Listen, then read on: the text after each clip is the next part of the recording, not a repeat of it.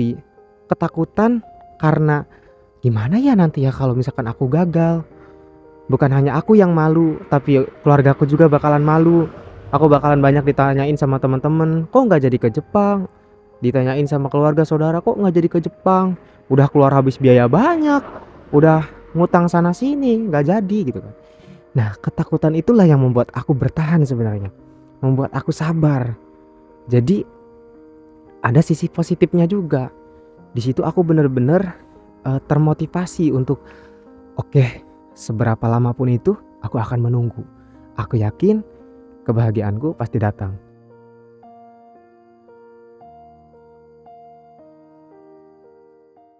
Halo guys, assalamualaikum warahmatullahi wabarakatuh. Selamat pagi minasang semuanya. Ohayo gozaimasu. Kembali lagi bersama aku, Ojak, di channel yang penuh suka duka ini ya guys ya. Mengabarkan dari Miyazaki, cuaca hari ini itu sekitar 10 derajat Celcius ya teman-teman. Tidak terlalu dingin juga tidak terlalu hangat. Oke, jadi ini adalah suasana pagi hari di Jepang. Karena banyak yang minta ke Aojak, katanya Aojak bikin lagi dong gitu kan, video sambil jalan-jalan sambil ngobrol katanya gitu. Boleh. Mungkin banyak teman-teman di sini yang nggak tahu kalian tuh suka apa sih dari konten-konten aku juga bingung gitu kan. Ya sudahlah, aku akan membuatnya. Aku akan sedikit bercerita teman-teman. Kalian pas waktu proses magang ke Jepang ini gitu kan, kayak waktu dulu buat mutusin aku pengen ke Jepang gitu kan.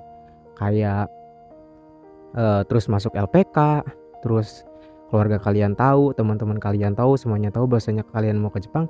Kalian pernah nggak sih ngalamin ketakutan kayak, gimana ya nanti kalau misalkan aku nggak jadi ke Jepang gitu kan? Gimana ya kalau misalkan aku gagal di perjalanan di tengah jalan? Kalian pernah ada pertanyaan itu nggak di kepala kalian? Nah jujur itu adalah ketakutan terbesarku sebenarnya dalam mengikuti proses magang ke Jepang ini. Aku takut ketika aku sudah masuk gitu kan ke LPK dan memutuskan untuk magang ke Jepang ini gitu kan.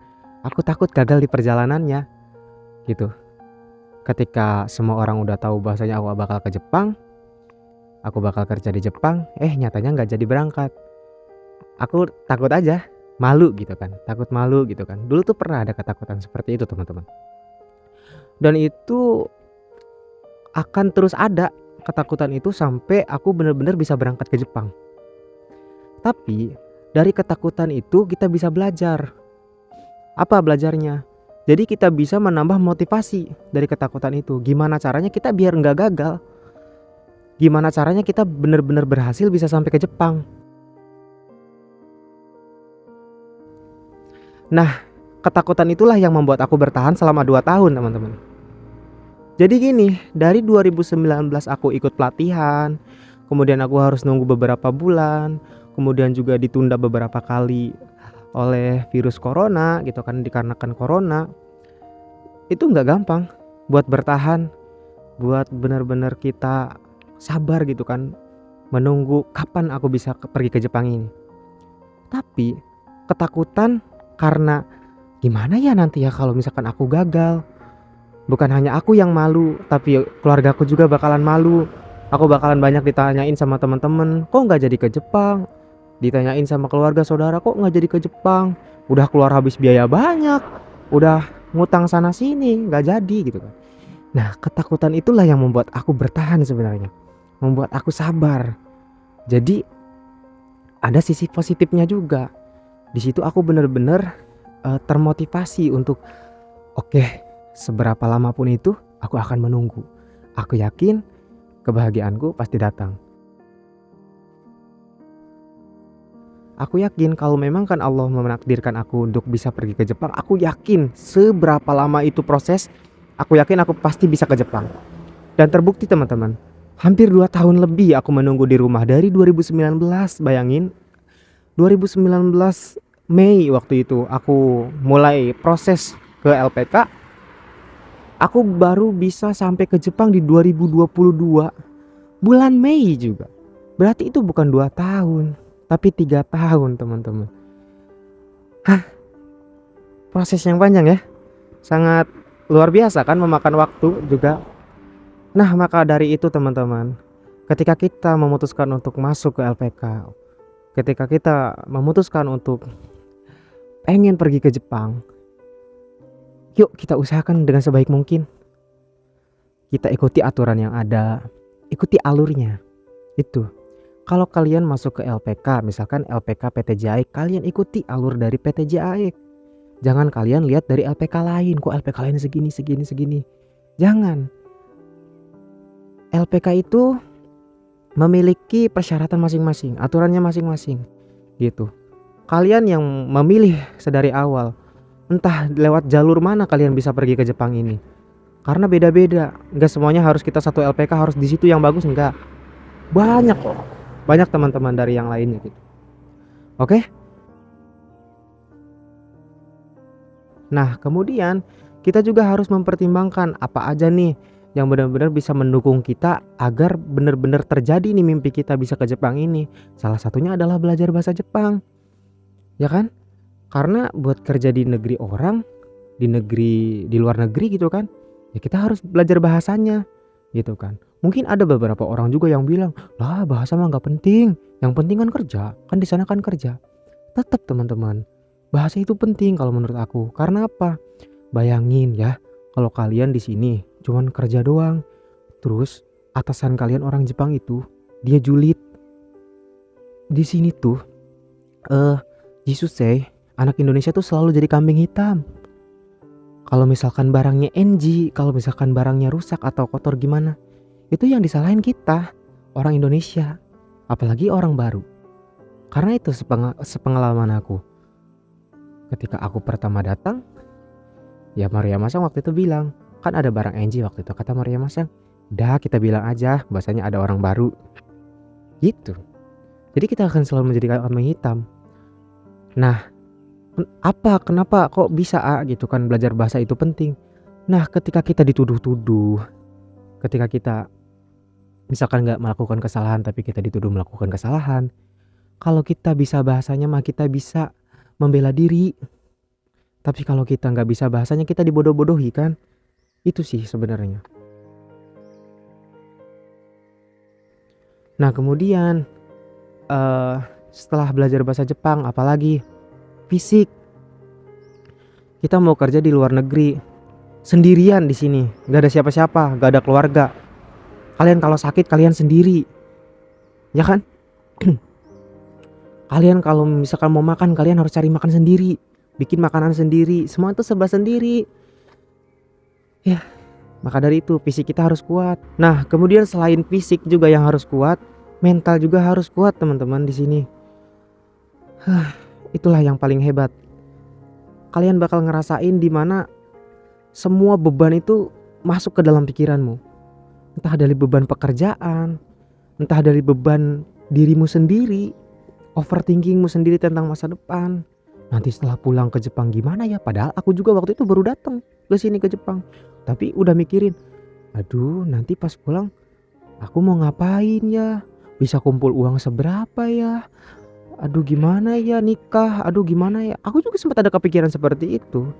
Tapi aku pikir pikiran-pikiran seperti itu hanya merusak kenikmatan. Beneran. Jadi ada dua hal yang menurut aku bisa merusak kenikmatan kita cuy. Apa aja itu bang? Yang pertama itu memikirkan masa depan. Terlalu mengoverthinkingkan masa depan. Masa depan itu gimana padahal masa depan itu belum tentu datang. Kan kata Fajar Setbo juga pernah bilang, masa depan yang pasti itu adalah kematian, ya kan? Nah, kok bisa gitu kan mengurangi kenikmatan? Ya bayangin aja, kita udah kerja di Jepang, ada gaji, punya uang, bisa ngidupin diri kita sendiri. Alhamdulillah, bisa ngasih ke orang tua, alhamdulillah. Ya kan, bisa bantu orang tua. Kalian istilahnya bisa bantu diri kalian sendirilah buat bertahan hidup gitu kan. Ya kan? Gitu. Tapi ketika kita mau overthinkingan masa depan, kita malah mikir masa depan. Aduh nanti aku pas pulang gimana ya? Aduh nanti kedepannya aku bakal gimana ya? Kenikmatan kita hari ini tuh bakalan hilang. Kita bakal lupa ternyata aku tuh sedang menggenggam kenikmatan gitu kan. Aku sedang menggenggam sebuah nikmat yang sangat besar gitu kan. Gitu cuy. Itu yang aku alami, itu yang aku rasain gitu kan. Nah kemudian ada lagi, Yang hal yang satunya nih yang bisa merusak kenikmatan apa itu? Menyesalkan masa lalu. Kenapa ya aku waktu itu nggak ini? Kenapa ya dulu aku nggak gini? Itu bisa merusak kenikmatan kita di hari ini. Jadi kalau prinsip aku, ya sudah, kemarin telah usai. Aku sudah tidak berada lagi di sana. Dan besok juga belum tentu datang. Entah setelah aku bikin video ini aku mati, kan gak ada yang tahu. Aku hanya punya hari ini cuy, detik ini. Jadi kalian harus nikmatin setiap prosesnya, setiap detiknya. Kalau kalian yang sekarang lagi kuliah ya kalian nikmatin kuliah kalian. Yang sekarang lagi berdagang ya kalian nikmati dagangan kalian semuanya. Yang lagi sekolah nikmatin sekolah kalian. Itu sih yang paling penting, momen-momen itu. Waktu itu aku tuh pengen banget cepet-cepet ke Jepang. Kenapa ya? Kita tuh kayak jadi manusia tuh kayak pengen cepet-cepet, semuanya pengen cepet-cepet. Waktu SD pengen cepet-cepet SMP, waktu SMP pengen cepet-cepet SMA. Terus seperti itu. SMA pengen cepet-cepet kerja. Udah dapat kerja di Indonesia pengen ke Jepang. Nggak tahu gitu, nggak ada puasnya gitu kan.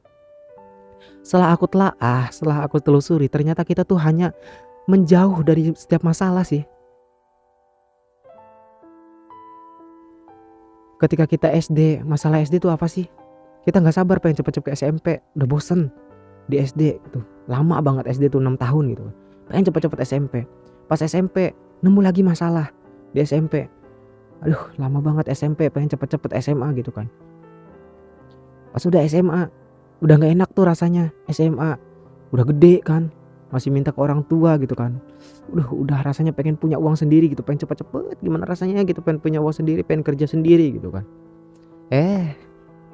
Udah lulus SMA, udah kerja, pengen balik lagi ke masa SMA karena capek cari kerja, capek kerja gitu.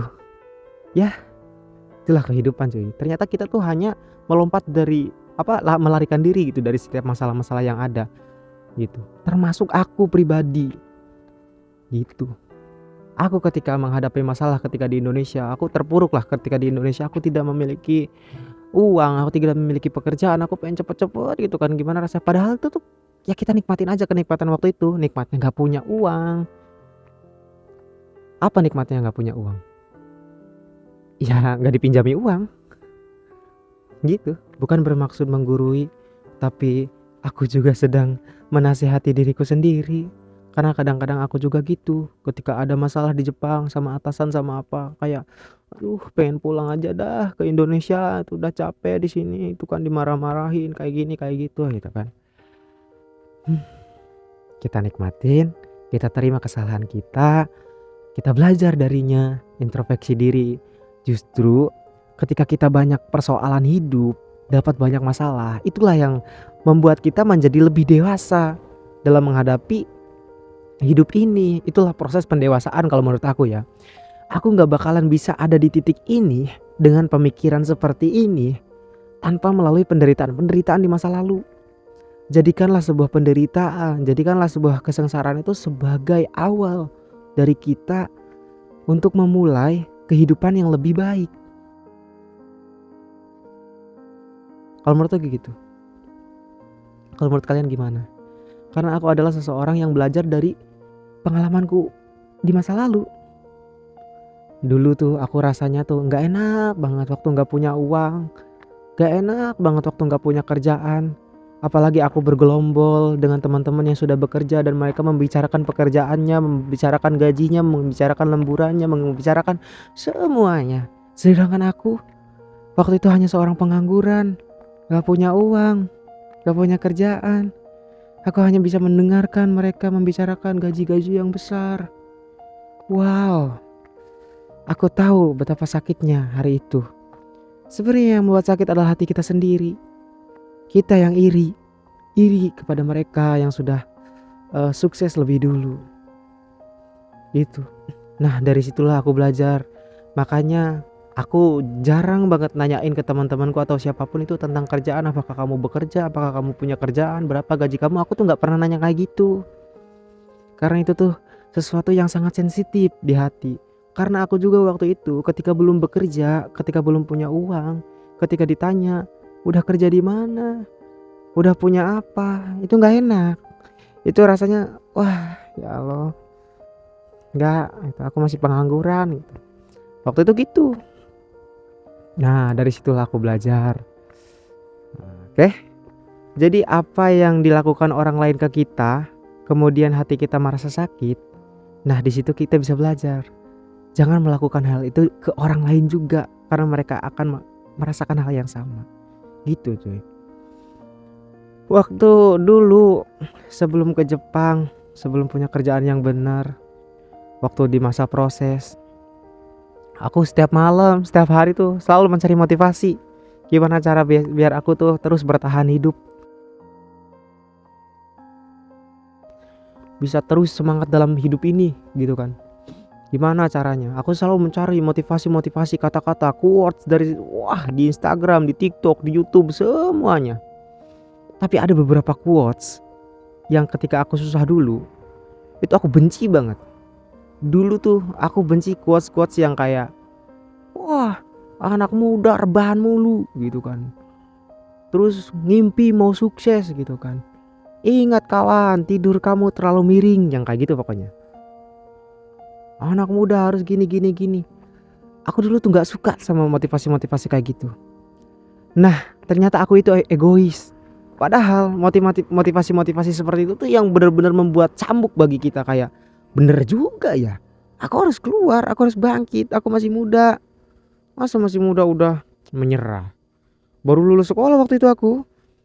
Masa udah nyerah? Masa udah ya hidup aku bakalan gagal, aku nggak bakal punya masa depan. Ya, cuy, semangat, umur hanyalah angka jak. Aku waktu itu ya gitulah. Pokoknya di masa-masa proses itu.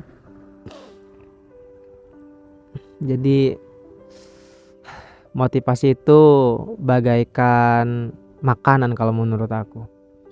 Jadi kalau nggak menemukan motivasi, nggak menemukan quotes itu, aku kayak nggak makan gitu. Jadi aku setiap hari waktu itu ya harus mencari motivasi, mencari quotes yang bagus, quotes yang bisa aku makan setiap harinya, yang bisa membuat aku terus bersemangat, bersabar dalam hidup ini gitu. Oke. Nah, di sini aku seneng banget ngerasa teman-teman ngerasa katanya termotivasi dengan video-video di channelku. Aku juga nggak tahu bahwasanya channelku itu bisa bermanfaat. Aku juga nggak tahu. Aku hanya ya membuat dengan sebisaku gitu kan, dengan senaturalnya aku berbicara ini teman-teman. Aku tanpa skrip, tanpa apa, aku tidak memikirkannya. Aku hanya benar-benar ini, mulut ini berbicara dengan sendirinya gitu kan. Tuhan mungkin yang menggerakkan bibirku ini untuk sampai kepada kalian. Aku minta maaf jika ada kata-kata yang menyakiti hati kalian ataupun membuat kalian patah semangat. Aku tidak ada bermaksud seperti itu. Aku hanya berbagi sharing pengalamanku gitu kan. Barangkali kalian memiliki nasib yang sama. Bahwasanya ayo teman-teman, aku juga bukan berasal dari kalangan orang yang berada. Aku juga orang yang gaptek, gagap teknologi. Aku bukan seorang yang digandrungi teknologi yang canggih dengan apa ilmu pengetahuan yang luas gitu kan. Aku juga bukan seperti itu teman-teman. Tapi is okay, nggak apa-apa. Kita mulai lagi dari nol, kita mulai lagi dari bawah. Kita dikasih waktu yang sama 24 jam. Mungkin itu bukan salah siapa-siapa ketika kita ini menjadi bodoh, ketika kita ini menjadi gagal. Itu bukan salah siapa-siapa, tapi karena salah kita sendiri. Aku dulu banyak membuang-buang waktu. Aku dulu banyak sekali menggunakan waktuku untuk hal-hal yang tidak bermanfaat. Bagiku pribadi loh ya. Waktu itu ya sehari-hariku cuma dipakai buat melamun. Cuman buat dipakai memikirkan gimana ya nanti masa depan.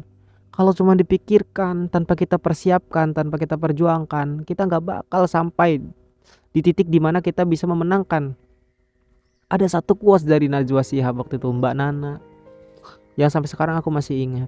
Hidup yang tidak dipertaruhkan, hidup yang tidak diperjuangkan tidak akan pernah dimenangkan. Itu benar-benar membuat aku bener juga gitu kan. Kalau aku mau memenangkan kehidupanku, aku mau memperjuangkan kehidupanku, ya aku harus berani gitu memperjuangkannya, berani mempertaruhkannya. Itu cuy, mungkin. ya. Tapi dibalik semua itu jangan lupalah takdir Tuhan yang akan menentukan. Selalu kita berusaha sebisa mungkin, sekeras-kerasnya kita lah gitu kan. Dan kita juga berdoa kepada Tuhan atas nasib baik untuk kita dan semua-muanya. Yang terakhir adalah tawakal, pasrah ke Allah. Udah, aku udah berusaha, aku udah meminta, aku juga udah mengadu kepada Engkau Tuhan. Tapi ya balik lagi, yang terbaik adalah pilihanmu gitu. Semoga kita semua selalu diberikan keberkahan oleh Allah, diberikan jalan yang terbaik dimanapun kita berada. Oke, sukses gak harus ke Jepang teman-teman ya, sukses di jalan masing-masing, oke, dimanapun. Tapi kalau misalkan kalian pengen ke Jepang, jadikan Jepang ini bukan sebagai impian utama, tujuan utama, tapi jadikan ini sebagai jalan menuju tujuan utamamu. Aojak datang ke Jepang, ke sini bukan sebagai mimpi utama, bukan tujuan utama. Ini hanya sebagai jalan untuk memperbaiki dulu ekonomiku, ekonomi keluargaku. Setelah itu aku harus kembali ke tujuan utama. Tujuan utamaku apa? Ya nanti lihat ke depan. Kalian ikutin terus channel Aojak, karena channel ini bakalan terus sampai ke Indonesia pun akan aku bawa. Dan aku bakalan terus sharing pengalamanku, entah sampai mana aku bakalan berhenti bikin konten ini. Terima kasih. Semoga video ini bermanfaat buat teman-teman semua. Mohon maaf jika videonya kurang menarik atau videonya hanya buang-buang waktu. Silahkan skip dan cari konten yang lebih bermanfaat lainnya. Oke. Terima kasih. Salam SCTP. Dadah. Assalamualaikum.